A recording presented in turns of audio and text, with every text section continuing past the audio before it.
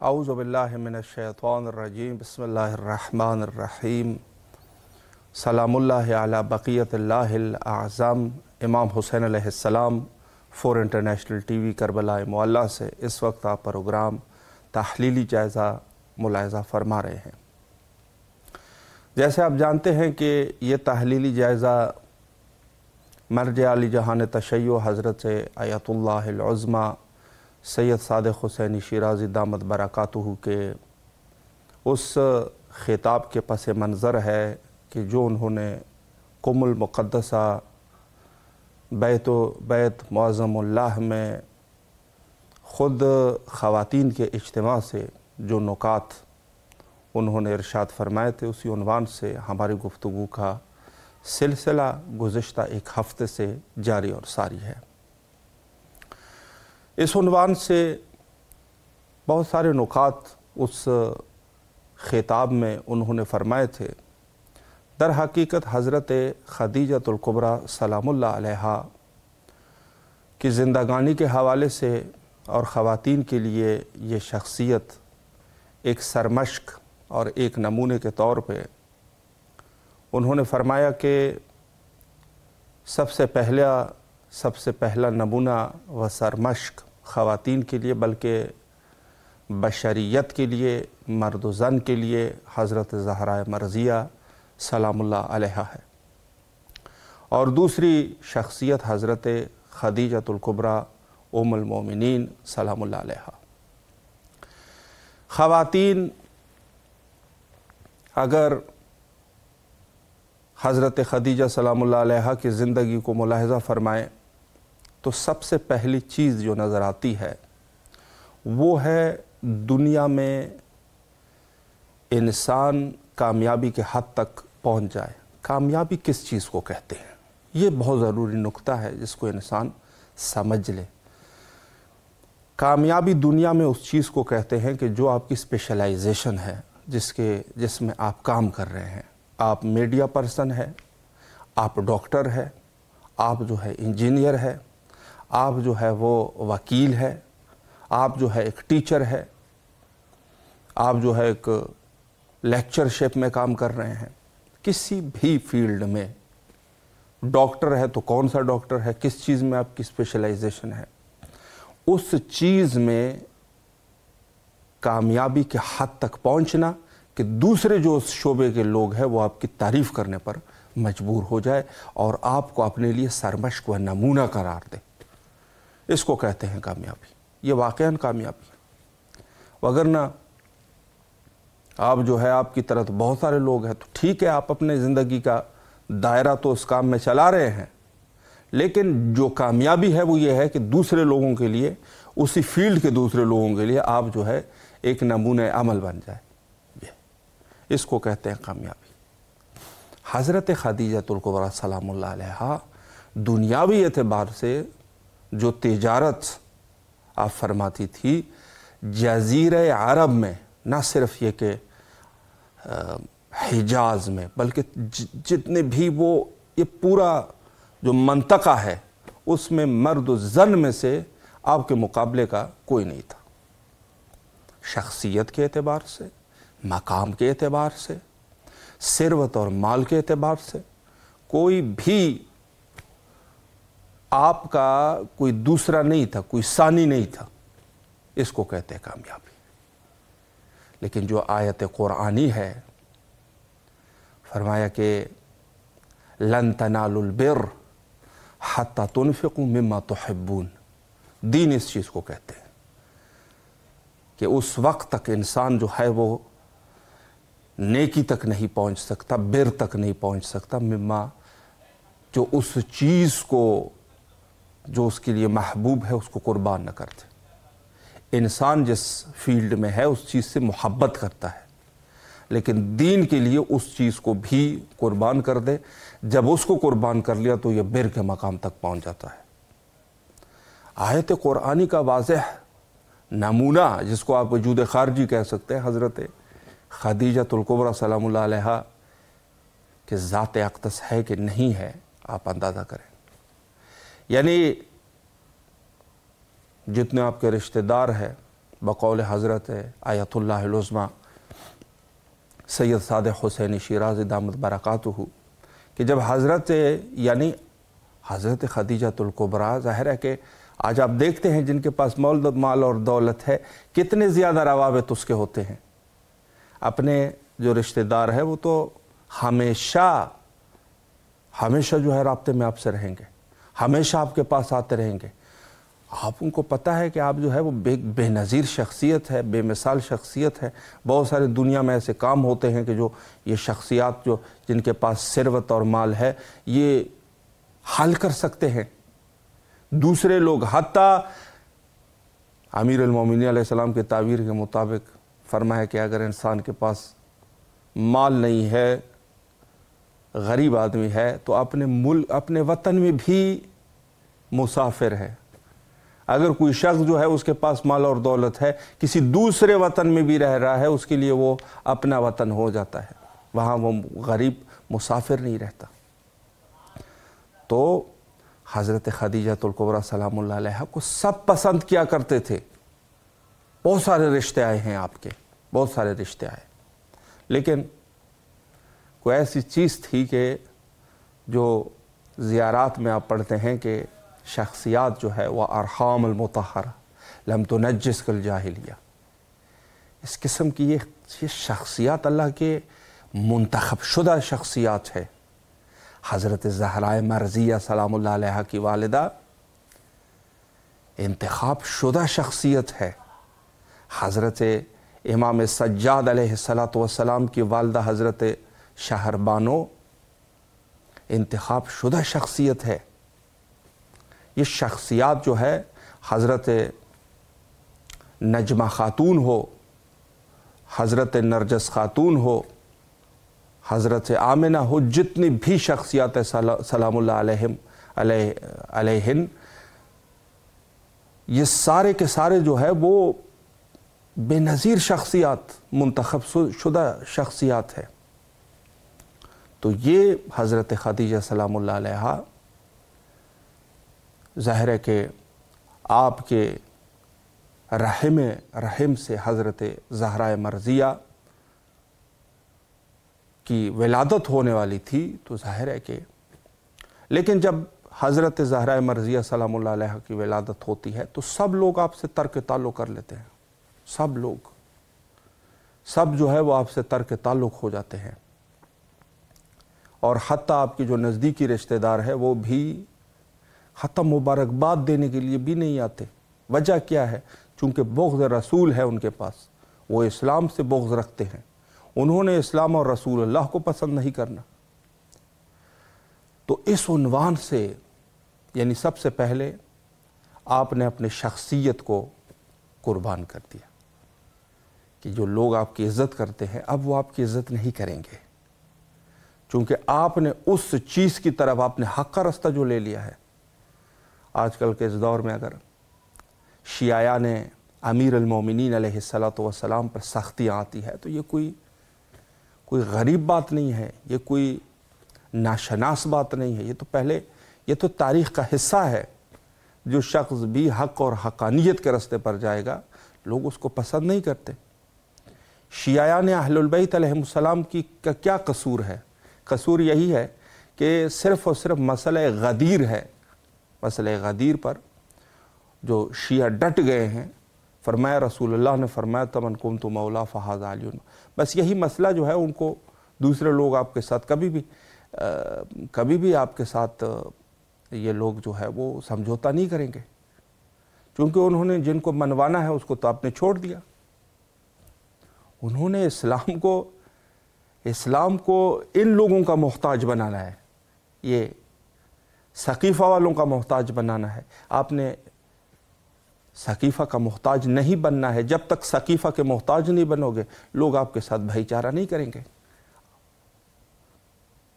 तो ये वो चीज़ें हैं कि जिसकी तरफ मर्जा अली क़दर ने इशारा फरमाया कि हत्ता ख़वातीन के लिए ये है कि अगर दीन के लिए हो तो फिर सब कुछ कुर्बानियाँ देनी होती है, अपनी शख्सियत को, अपने माल को और अपनी ज़िंदगी को, सब चीज़ें दीन पर कुर्बान करनी होती है।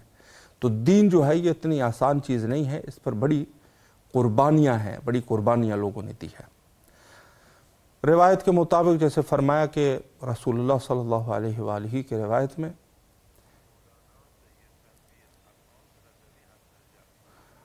دین پر جو قربانیاں ہیں اس کا آپ جو ہے ملاحظہ فرما سکتے ہیں۔ آج ہمارے ساتھ محو گفتگو رہیں گے حجت الاسلام المسلمین عالی جناب مولانا سید تنویر عباس رضوی صاحب قبلہ نجف اشرف سے، اور ان سے ہمارا رابطہ بھی قائم ہو چکا ہے۔ السلام علیکم ورحمۃ اللہ وبرکاتہ۔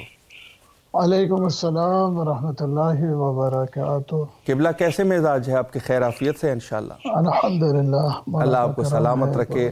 نہایت ہی تہ دل سے آپ کے شکر گزار ہے بندہ حقیر اور امام حسین علیہ السلام میڈیا گروپ کہ ایک دفعہ پھر آپ نے ہمیں یہ خدمت کا موقع فراہم فرمایا نہایت مصروفیات کے باوجود۔ شکریہ۔ اللہ رب العزت آپ سب کے خدمات اپنی بارگاہ میں قبول فرمائے، توفیقات میں اضافہ کرے، اور تمام امام حسین علیہ السلام میڈیا گروپ کے جتنے افراد ہیں ہر ایک کی کاوش، ہر ایک کی محنت اور اطاعت خصوصاً اس ماہ رمضان میں قبول فرمائے۔ پروردگار الہی عالم، آمین۔ بڑا کام ہے، بڑی خدمت ہے، آپ لوگ انجام دیتے ہیں۔ الہی آمین۔ مولا امام مہدی علیہ السلام ہم سب کی اور آپ سب کی مدد فرمائیں۔ الہی آمین، الہی آمین۔ قبلہ اگر آپ اجازت فرمائے تو سوالات کا سلسلہ بھی میں شروع کروں اس عنوان سے کہ وقت بھی ہمارے پاس ہے، تقریباً 14-15 منٹ کا وقت ہے۔ سوال میں اس عنوان سے کرنا چاہوں گا، در حقیقت ہم جو گفتگو کر رہے ہیں مرجع علی جہان تشیع حضرت آیت اللہ العظمیٰ سید صادق حسینی شیرازی دامت برکاتہ کے اس خطاب کے پس منظر ہے، اور آپ کے ساتھ پہلی بھی گفتگو رہی تو انہوں نے اصل اس خطاب کا مقصد جو ہے وہ احساسی بیداری کو زندہ کرنا ہے خواتین کے درمیان۔ تو حضرت خدیجہ الکبریٰ سلام اللہ علیہا کی شخصیت جو کہ ایک بے مثال شخصیت ہے، تو خود حضرت خدیجہ سلام اللہ علیہا کی جو شخصیت ہے اگر اس کو ملاحظہ کیا جائے تو خواتین جو ہے وہ دین کے لیے آج کل جو ہے وہ کیا کام کر سکتی ہے اس جدید دور میں، اس عنوان سے اگر کچھ وضاحت فرمائیں۔ اعوذ باللہ من الشیطان اللعین الرجیم، بسم اللہ الرحمن الرحیم، الحمد للہ رب العالمین، الصلاة والسلام علی اشرف الانبیاء ابی القاسم محمد، اللہم صلی علی محمد وآل محمد وآلہ الطیبین الطاہرین المعصومین۔ جی قبلہ، جیسا کہ آپ نے ابھی بیان کیا، اور خصوصاً اس عظیم ہستی، اس عظیم شخصیت آیت اللہ العظمیٰ صادق حسین شیرازی صاحب کا جو بیان تھا، جی، اس بیان کے پس منظر، اس بیان کے تناظر میں خواتین کا کردار اور حضرت خدیجہ سلام اللہ علیہا کی شخصیت کے زندگی اور ان کی حیات طیبہ کے تناظر میں دیکھا جائے تو بہت سارے پہلو ہیں۔ خود حضرت خدیجہ کی جو زندگانی ہے، جو ان کی حیات طیبہ ہے، ان کی جو خدمات ہیں، ان کے ہر پہلو پر اگر نظر کیا جائے اور اس سے درس لیا جائے، خصوصاً آج کے معاشرے میں جو خواتین ہیں اہل بیت کی چاہنے والی، جو پیروکار ہیں آل محمد و آل محمد علیہ السلام کی، تو حضرت خدیجہ سے بہت سارے امور میں درس لے سکتی ہیں۔ سب سے پہلا امر یہ ہے کہ حضرت خدیجہ خود مالدار تھے، بلکہ ان کو ملکۃ العرب کہا جاتا ہے، اور سیدۃ نساء القریش جو ہے اس وقت وہ قریش میں جو ہے وہ خواتین کی سردار بھی تھی، یعنی ان کا یہ عہدہ تھا۔ ایک عظیم شخصیت تھی، کوئی معمولی شخصیت جناب خدیجہ نہیں تھی۔ اس کے باوجود بھی حضرت خدیجہ نے حضرت ختم مرتبت صلی اللہ علیہ وآلہ وسلم کا انتخاب کیا، اور وہ انتخاب زواج کے لیے جو حضرت خدیجہ نے کیا تو اس کا معیار کیا قرار دیا حضرت خدیجہ نے؟ اس کا معیار قرار دیا حضرت ختمی مرتبہ میں انہوں نے دینداری دیکھی، پرہیزگار دیکھی، امانت داری دیکھی، پڑوسیوں کا خیال کرتے ہیں یہ دیکھا، صداقت دیکھی، اور ان کا اللہ سے لگاؤ دیکھا۔ یہ تمام چیزیں دیکھی حضرت خدیجہ نے، اور حضرت خدیجہ کو یہ تمام اوصاف حمیدہ اور کمال حمیدہ نبی اکرم صلی اللہ علیہ وآلہ وسلم نے جب نظر آئے اور اسے پسند فرمایا، اور آپ نے حضرت ختمی مرتبہ سے ازدواج کیا۔ یعنی مقصد یہ ہے کہنے کا کہ حضرت خدیجہ نے جو سب سے پہلی منزل میں، جو کہ ایک عظیم اور شریف خاتون تھی، جو پہلی منزل میں انہوں نے جو اپنے ازدواج کے لیے، جو ایک زندگی کا بڑا ہی اہم فیصلہ ہوتا ہے، زندگی کا ایک اہم بہت بڑا اہم جو ہے زندگی کا ایک قدم ہوتا ہے، اس میں جس چیز کو معیار بنایا حضرت خدیجہ نے اپنی زندگی کو گزارنے کے لیے، وہ معیار انہوں نے اپنے شوہر میں دینداری دیکھی، اپنے شوہر میں ایمانداری کو تلاش کیا۔ نہ یہ کہ اپنے شوہر میں انہوں نے ایسے شخص سے شادی کرنے کا انہوں نے قصد نہیں کیا کہ جو دنیاوی اعتبار سے، مال و دولت کے اعتبار سے جو کیا ہو دنیا میں، اس کے پاس خزانہ ہو، مال و دولت ہو۔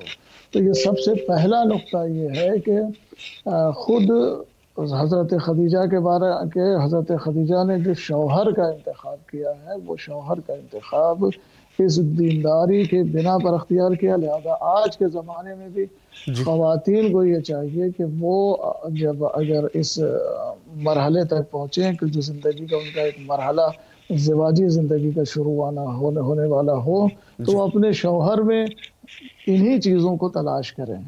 شوہر ایسا تلاش کریں کہ جس کے اندر دینداری ہو، جس کے اندر تقوی ہو، جس کے اندر پرہیزگاری ہو، جو حضرت خدیجہ نے تلاش کیا تھا۔ نہ یہ کہ آج کی جیسا کہ ہمارا معاشرہ بن چکا ہے، ہمارا ماحول بن چکا ہے کہ ہم خصوصاً چاہے وہ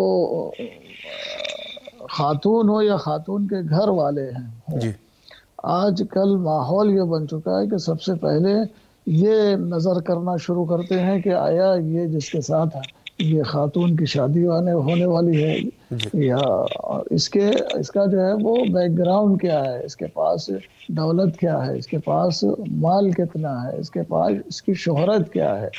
یعنی دنیاوی اعتبار سے ہر اطراف و جوانب پر نظر کرتے ہیں، لیکن جو مذہبی اعتبار سے دیندار کے لحاظ سے وہ جو ہے اس کی طرف نظر نہیں کیا جاتا ہے۔ جبکہ روایات اور احادیث میں جو تاکید کی گئی ہے وہ یہ ہے کہ جو شوہر کا انتخاب کیا جائے تو سب سے پہلا جو مرحلہ کسی بیٹی کے لیے، اگر اس کے لیے شوہر کا انتخاب کیا جائے تو سب سے پہلا مرحلہ جو ہے وہ دینداری ہونا چاہیے۔ اس کے اندر تقوی دیکھیں، پرہیزگار دیکھیں، اس کے اندر خوف خدا دیکھیں کہ اس انسان کے اندر جس کے ساتھ یہ بچی منسوب ہونے والی ہے، یا اس کے اندر خوف خدا کتنا زیادہ ہے، اس کے اندر دینداری کتنی زیادہ ہے۔ یہ حضرت خدیجہ نے ہمیں درس دیا ہے۔ اور حضرت خدیجہ ہوتا یہ ہے نا کہ آج ہمارے معاشرے میں اگر خاتون تھوڑا سا بھی اچھے خاندان کی ہے، اچھے گھر کی ہے، تھوڑا سا پیسہ ہے،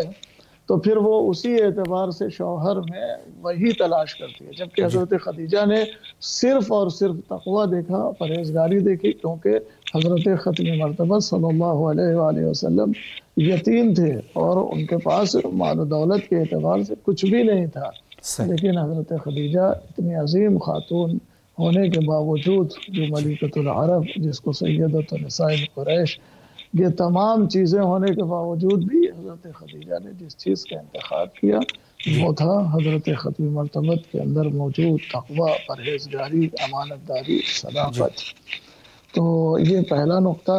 اور خود حضرت خدیجہ کے بارے میں جناب ابو طالب کے خود جب جناب ابو طالب نے رشتے کو کیا ہے نبی اکرم صلی اللہ علیہ وآلہ وسلم کے ساتھ معین کیا ہے، اور جب بات ہوئی ہے تو خود جناب ابو طالب کے کلمات سے یہ بات، ان کے گفتگو سے یہ بات واضح ہوتی ہے کہ جناب خدیجہ حضرت ختم مرتبت کی بارگاہ میں آنے سے پہلے، اس زوال سے پہلے ایک اچھے اخلاق کی مالکہ تھی. یعنی جہاں ایک اچھی بہترین تاجر تھی، وہیں پر بہترین اخلاق کی مالک تھی.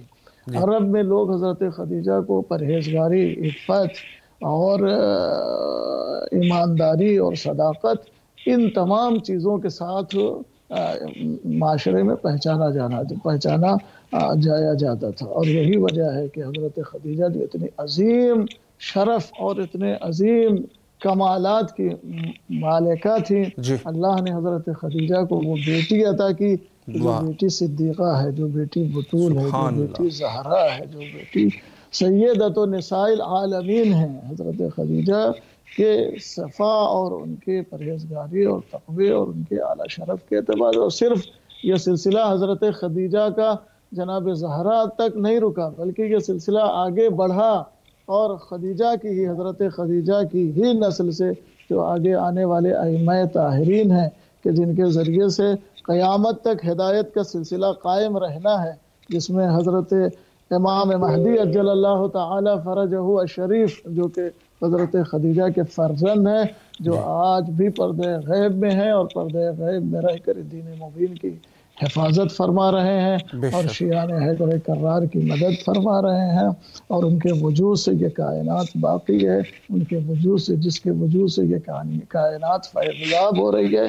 یہ ذات جس کا وجود کائنات کے وجود کا سبب ہے، یہ کوئی اور نہیں ہے، یہ حضرت خدیجہ کا ہی فرزند ہے، حضرت خدیجہ کا ہی فرزند ہے. اور اللہ نے حضرت خدیجہ کو یہ عظیم شخصیتیں اور یہ شرف اس لیے عطا کیا کہ خود حضرت خدیجہ جو ہے وہ باشرف تھی، با کمال تھی.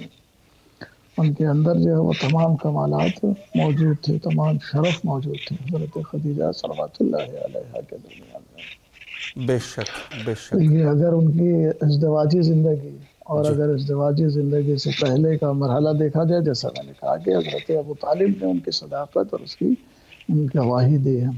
اور ازدواجی زندگی کے بعد اگر حضرت خدیجہ کو دیکھا جائے تو جس حالت میں، جس ماحول میں، جس فضا میں حضرت خدیجہ نے حضرت ختم مرتبت صلی اللہ علیہ وآلہ وسلم کا ساتھ نبھایا ہے، یہ ایک بہت بڑا درس ہے. حضرت خدیجہ کی حالات زندگی سے بہت بڑا درس ہے دنیا کی تمام خواتین کے لیے جو اہل بیت کی چاہنے والی ہیں، جو حضرت ختم مرتبت کا کلمہ پڑھتی ہیں، جو لا الہ الا اللہ کے ساتھ محمد الرسول اللہ کہتی ہیں. ان کے لیے حضرت خدیجہ کی ذات کی طرف سے یہ بہت بڑا پیغام ہے کہ اختیار کرو اچھا شوہر، اس کے بعد جب شوہر وہ اسی معیار کے ساتھ اختیار کرو کہ جو معیار قرآن نے بتایا ہے، جو اہل بیت نے بتایا ہے، تو اب اس کا زندگی میں ساتھ دو، چاہے اس کے ساتھ کتنی بھی مشکلیں ہوں، کتنی بھی مصیبتیں ہوں، چاہے کسی قسم کی پریشانیاں ہوں، اس کے ساتھ اس کا ساتھ نبھاؤ. اور جیسے حضرت خدیجہ نے نبھایا.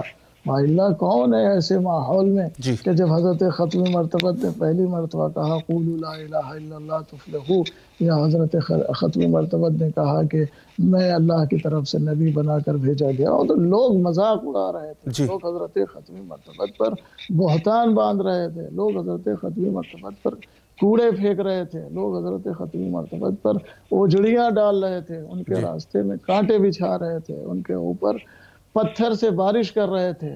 یہ تمام مصیبتیں، یہ تمام مسائل، یہ ماحول وہ ماحول تھا کہ جس میں جسمانی اذیت کے ساتھ ساتھ ذہنی اذیت بھی تھی. صرف جسمانی اذیت نہیں تھی، ذہنی اذیت بھی تھی. اور صرف اس ماحول میں اگر کوئی حضرت ختم مرتبت کا اگر کوئی حامی تھا، حضرت ختم مرتبت کا کوئی ساتھی تھا، تو وہ ذات حضرت خدیجہ تھی یا ذات علی ابن ابی طالب علیہ السلام. یہ دو شخصیتیں ملتی ہیں کہ جو حضرت ختم مرتبت کے اس عظیم اور اس سنگین ترین ماحول میں جنہوں نے ساتھ دیا. جسمانی اذیت پر نبی اکرم پتھر کھا کے زخمی ہو کے گھر میں آتے تھے، حضرت خدیجہ زخموں کو صاف کرتی تھی، مرہم لگاتی تھی.